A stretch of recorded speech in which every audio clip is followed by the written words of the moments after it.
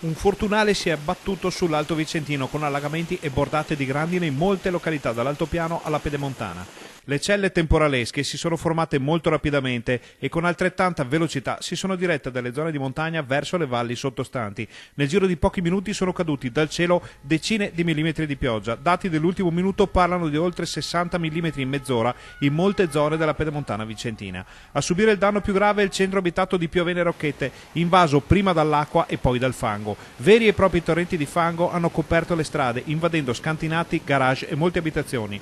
Le colate hanno portato con sé pietre e ghiaia che hanno ostruito tombini e caditoie, peggiorando la situazione.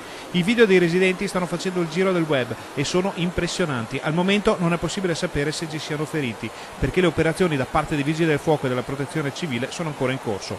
Dove non ha fatto danni il fango, li ha fatti la grandine, che si è abbattuta con chicchi grandi come albicocche in molte zone del Vicentino, insieme a folate di vento fortissime e a bombe d'acqua in continuazione. Per ora la situazione sembra essere tornata alla normalità, ma adesso il Veneto ha davvero paura, perché a ogni temporale la situazione si fa sempre più pericolosa e l'alta temperatura di questi giorni non fa che aumentare i rischi.